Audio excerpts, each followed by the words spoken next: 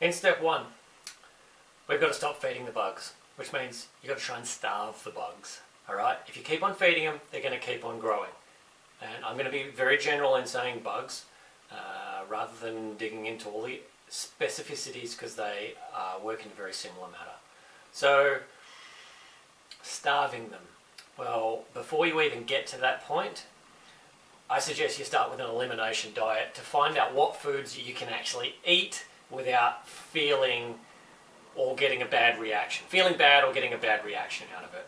And what I mean by that is you'll find that when these guys get out of control, you can't seem to digest foods quite so well, or certain foods will react with you. Now, an elimination diet will give you a certain amount of foods that you cut out, and these are foods that can be allergenic or just aggravating to people. So we cut them out for a set period of time. The body goes without them and lives with just some really basic foods, and at the end of that set period, so 21 to 28 days is usually where we work at, we can slowly bring back some of those foods in, hopefully one at a time, just to see how your body reacts to it. If you, for example, cut out corn for 3 weeks, and after that time you have corn and you instantly react to it, like, you know, stomach pains, or you're really bloated, or you're just feeling like everything hurts and you're just not quite right, you know that's not a food that's going to work for you. So I would suggest don't eat it. Just let it go. Now, it generally can take up to 4 days for a food to go all the way through the system and be completely out of the system. So if you did that on day 29, then I would generally give it 4 days from when you ate that before I would try and introduce something else again, because you may still be feeling the effects of that first food after a couple of days, and could give you a false reading if on day 2 or 3 you were to introduce something else, and let's say you introduced some legumes, and on day 2 or 3 you were feeling a bit crook in your guts and just didn't quite feel right. Now at that stage it might be the legumes or it might be the corn. We really don't know. So try and give you that 4-day window before you bring the next thing in. And I know this can be a long and tedious process, but it is absolutely worth it, because once you know the foods that are giving you these poor reactions and foods that are going to give you enough energy to be able to keep on going, it is a lifesaver in terms of just knowing that you're going to be able to get through the day without feeling like you're just dragging yourself through it. So 4 days, introduce something else, see how that goes. If you have something and you don't even notice any reaction, like everything feels good, great. You can load up on it even if you really want to test the waters, because sometimes a small amount might be okay. So generally go for a larger quantity just to see if that larger quantity is going to cause a bigger reaction or not. There's not too many foods that it takes to work through with this. It might still take you another, say, 2 to 4 weeks to work through all these different foods that you're trying to reintroduce, test, see how it goes. But it's an absolutely vital step, and I highly recommend it. I wouldn't do it any other way.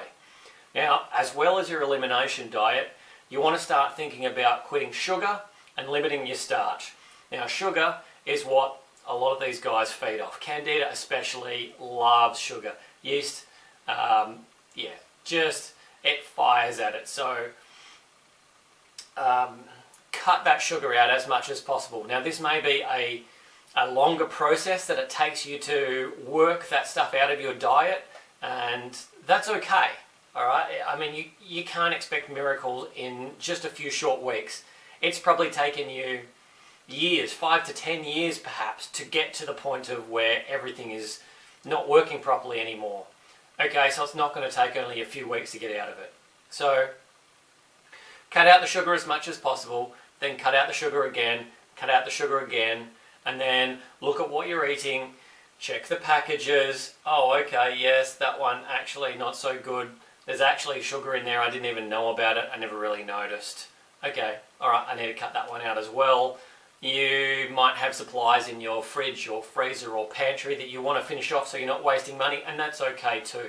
But just remember that while you are doing that, you may be then leaving yourself feeling bad. So sometimes it's easy to just go, you know what, I'm just going to push that aside or give that to somebody else, let it go, and then I can start to feel a bit better again. We try and limit starch at the same time. Starch can get broken down into sugars, and same thing, just feed. We don't really want to be pushing too much of that complex starchy stuff into the system, because again, it's going to feed these bugs and make them multiply. Now, there may be other foods that they feed off, and that's all well and good. It could be fats, it could be protein. There's all sorts of literature that says it's not just carbs. It could be protein that feeds some of these things. It could be fat that feeds some of these things. Okay, and that's fine. So generally you're going to have a look to some moderate kind of diet where you're getting fairly even numbers of, or fairly even balances of food throughout that. I can't say that there's like one thing that works for you, because there really isn't. We're all so different. Our energy needs and how our body reacts to food vary greatly. So just you have to become your own experiment and just monitor what your body needs. So I like the low carb approach by having sort of moderate protein and higher fat with lower carbohydrates. I've found that I do the best on that. I did try going ketogenic for a while, but I found that my body just craved protein at the time.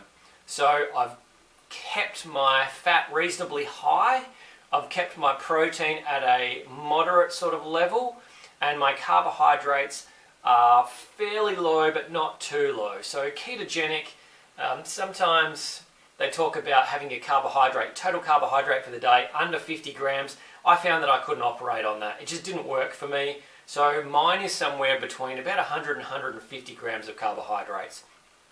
Now, again, this is going to vary for different people, and I've done a huge amount of research on the Candida diet, what's working for people and what's working for other people, and yeah, like I said, you just really got to experiment for yourself. But I do like the lower carb thing, and ketogenic, it could well work for some people, but you're just going to have to monitor it. Even with the ketogenic diet, just remember that that is more of a short-term approach. It's not necessarily a long-term approach, so maybe you try it for a little while and then bump your carbohydrates and your protein up slightly, just so you've got some sort of a manageable thing. The other side of it is going with the vegetarians and vegans. Now, things are a little bit trickier here because you are limited by how much protein you can eat. I know that the biggest protein source for vegetarians and vegans quite often is fermented soy. Does it react? Well, I'm not really sure. The fermented stuff can be okay with some people, but other people can adversely react to it. Lentils and beans, that sort of thing, another higher protein source for vegetarians, vegans. I personally can't eat that sort of stuff because I instantly react to it. I know I went through the elimination diet long ago. As soon as I put those things in, even if I soak them for 24 hours, I will just blow up and feel awful. So that's a hard one. The best thing that I've found with for vegetarians and vegans is making sure that you are having, I would limit your fruit, not really having too much. Sometimes there are higher sugar fruits than others. Generally, berries are quite good. Green apples can be okay. Sometimes bananas. Some people will say green tip bananas, and some people will say no bananas whatsoever.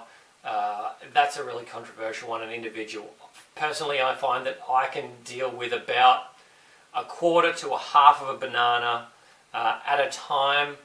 A quarter is a lot better. I noticed if I push it up a little bit more, I just kind of react to it really adversely. So I have 2 smoothies a day, one at breakfast and one in the afternoon. They have a quarter of banana in, and I seem to be good with it. Could I cut it out completely? Absolutely I could, but I like the texture that it puts into the smoothie itself, and I feel like it works with my body, so I'm going to continue on with that. Again, with the vegetarians and vegans, you also want to look at your carbohydrate sources that you're taking. So if you're having more of a complex carbohydrate, which you're going to have to get your energy from somewhere if you're especially cutting out animal proteins. So go for the gluten-free grains all the time and have a look through there. You may find some are higher in protein than others, and that will be of benefit for you as well. High fat is a great thing. So olive oil, coconut products in general, and avocado is great. Nuts and seeds, very important for vegetarians and vegans if your body copes with them well. Some people don't really do well with them. For some people you may need to soak them, or you may have heard of activating, where you soak the nuts for a set period of time and then dry them out either with the oven or a dehydrator, and that will release some of the protective mechanisms built inside the nuts and seeds that stop us from being able to break them down properly. So again, it's another thing to play with. You've got to experiment. No matter who you are, you've got to experiment and find what works for you, no matter how much research you do. And I have done an enormous amount of research on this. No matter how deep you go looking at this, it's still going to come back to what works for you. So you're going to have to do the experimentation. All right, so back to the people that are eating meat. Organic meats are a must. Wild caught fish, same thing. Okay, and the reason is with the non-organic animals and the farmed fish, they're generally fed cheap feed. Now, by cheap feed, it is quite often the grains that are not fit for human consumption. So then they may have already gone bad and then turned into animal feed and then fed to these farmed animals. Now, that's not good for us, because you may have heard the term, you are what you eat ate. So if the farmed cow ate all of this bad feed, and they can be rancid gluten-containing grains. Now, when you eat that, you pick up a lot of the toxic load of that particular animal, and you then take that into your body, and then it can react in there. As well as that, with these farmed things, they're often given antibiotics, or there could be hormones in there. Some of that sort of stuff is going to react with your gut and leave you feeling terrible as well. So as much as an organic diet is great, it can be expensive. So if you're going to go organic, go with organic meats and don't worry as much about your vegetables when you go, or your fruits and vegetables.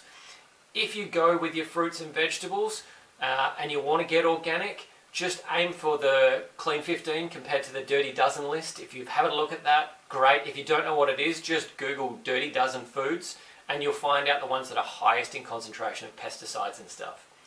Now from there you can go, alright, sweet, I will try and work with these, I won't go near the Dirty Dozen ones. So for me, I generally, at the moment, I'm buying organic tomatoes. Tomatoes are on that Dirty Dozen list. So organic tomatoes, and that's really my predominant one. I do buy organic carrots, but that's purely for taste now, because I really taste the difference between the commercially farmed stuff and the organic stuff. As far as the rest of my vegetables, they're just commercially farmed vegetables. They're not on the Dirty Dozen list. They don't seem to react too bad, and that's as good as I can do. I mentioned wild caught fish compared to farmed fish. Same thing, fed this bad feed. With the wild caught fish, their fat content should be better. They shouldn't have the toxins in there, and they're quite possibly going to be fresher, and that also is a big difference too. Eggs, same thing, try and get your organic eggs. Organic eggs will always be free range. I've never seen organic caged eggs. But just keep that in mind. If you're going to go with protein sources, get the organic stuff, because that's really going to be the most important thing for you. That'll help to stop feeding these bugs, starve them, and then they're more likely to die off. We've still got to do a few other things to really get them to leave the premises, or at least cut down the numbers, but we're going to get through that further down in the video.